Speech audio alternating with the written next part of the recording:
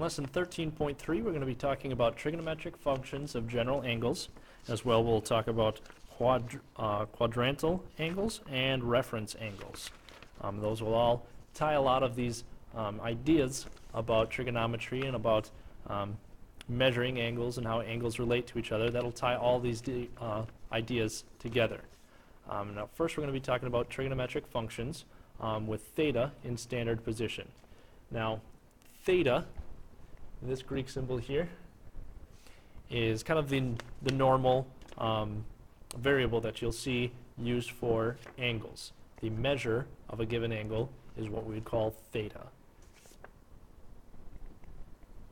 So in this case, if we have theta be an angle given in standard position, and the point xy is a point on the terminal side of theta, so we would say over here is our point P, and it's at xy in the coordinate plane. Our vertex was here. Our initial side is along that x-axis. Our terminal side goes right out through our point. So we would say that theta, our given angle, is in the standard position. Well, we can use the Pythagorean theorem to find the distance r from the origin to P.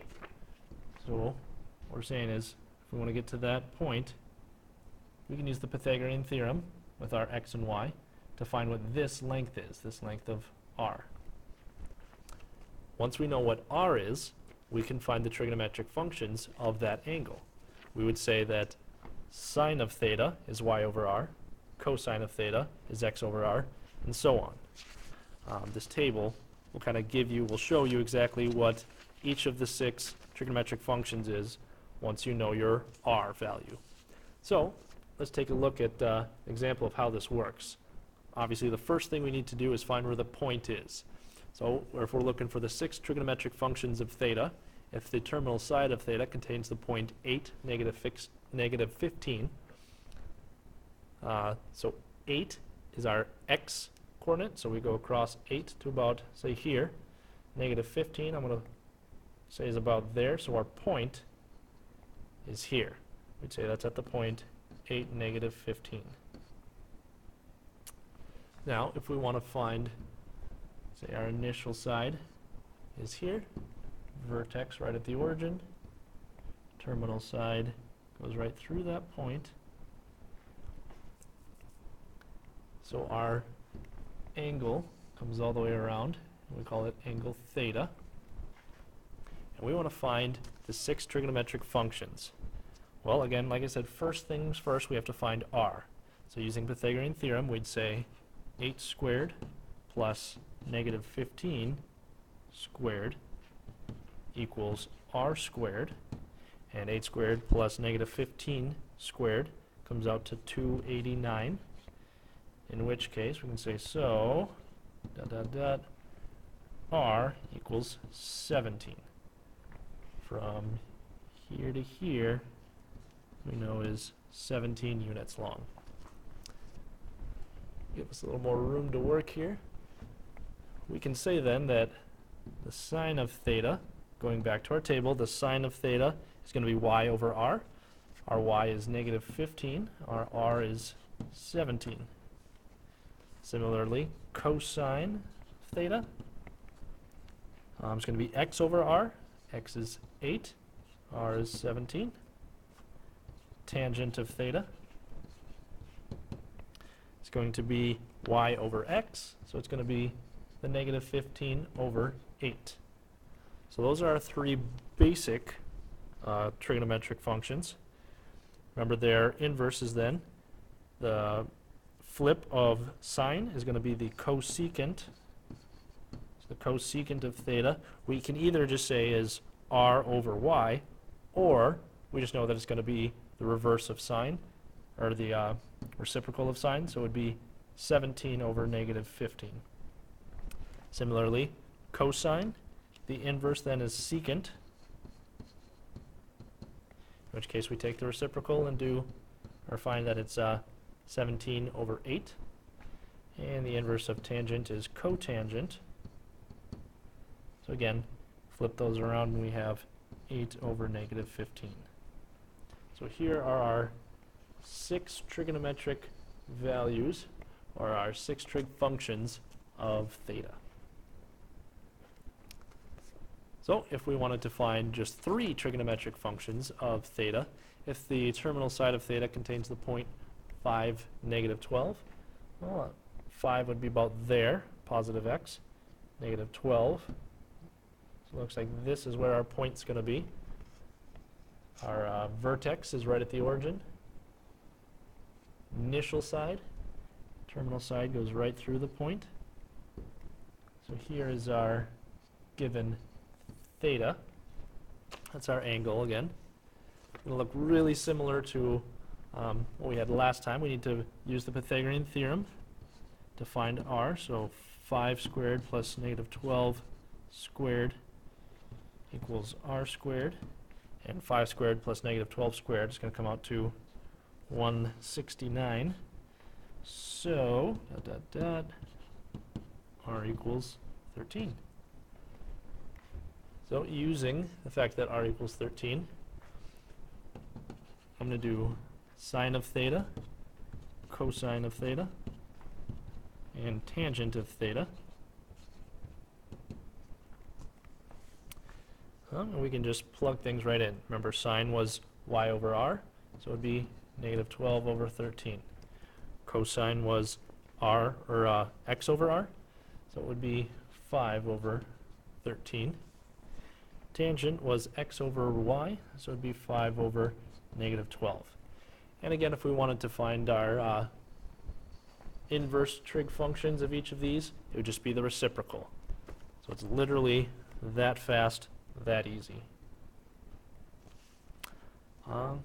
Quadrantal angles. A quadrantal angle is an angle whose terminal side lies on the coordinate axis.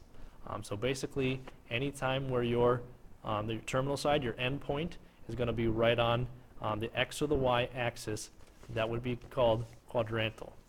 So, looks like there are essentially only 4. If your terminal lies right on the positive x, positive y, negative x, or negative y. Those are the 4 main basic quadrantal angles. Because of the coterminal part of that, though, there's technically an infinite amount, because we can say either that this is 0, or 0 degrees or 0 radians, but it's also 360, or it would be 270. So 0, 360, or 720 degrees, all of those count as quadrantal angles, because they land right back onto the axes there. So list 3 quadrantal angles in both radian and degree. Well, that's pretty simple. It's just these pieces right here. So you can either say the 0 degrees and 0 radians, or I'll say 0 degrees, 0 radians, or you can say 90 degrees, pi over 2 radians, or you can say 180 degrees, pi radians, 270 degrees, 3 pi over 2 radians. Any of those would work. So this is more just a vocab word.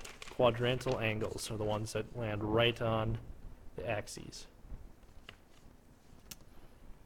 So if we wanted to find the exact values of the 6 trigonometric functions of theta in standard position that measures 180. This is going back to talking about finding our trig functions of these values. So we want it in standard position. There's going to be a quadrantal angle at 180. So we'd say it'd come in this direction here. So our theta equals 180. In which case, because it goes right across the, or our terminal side comes right across the negative x direction, we can put a point there and say anything we want. I'm going to keep it easy and just say that it's negative 1, 0. This could be any x value here. We could say negative 12 or negative 72, negative pi if we wanted. The y value, though, has to be 0 because it's on that negative x axes. So if we have a point there, and we want to find our r, we do the Pythagorean theorem. We'd say -1 squared plus 0 squared equals r squared equals -1 squared plus 0 squared is going to be 1. So our r value is also 1. That was pretty simple. So if we want to find our 6 trigonometric functions, sine of 180, the cosecant of 180, remember those are just going to be reciprocals of each other, cosine of 180, and secant of 180, as well our tangent of 180 and our cotangent of 180. These are the trig functions we are looking for. Now again, if we go back to that table, sine is y over r. Our y value is 0. So 0 over r is 1. So our sine is actually just 0, in which case the cosecant would be the reciprocal of this, so it would be 1 over 0. 1 over 0, similarly to our unit circle finding a tangent, 1 over 0 is undefined. So we'd have to write undefined here. Cosine of 180, remember, was x over r. So we would have our x value was -1 over 1. So it's just -1. Similarly, secant of 180 would be that +1 over -1. So it's still just -1. Not too difficult to get. The tangent, remember, is going to be our y over x. If y was 0 and x is -1, our tangent is 0. The cotangent, remember, is the reciprocal, so we'd have -1 over 0, in which case we'd say that that's undefined again. So these would be our 6 trigonometric functions of theta, that is 180 degrees.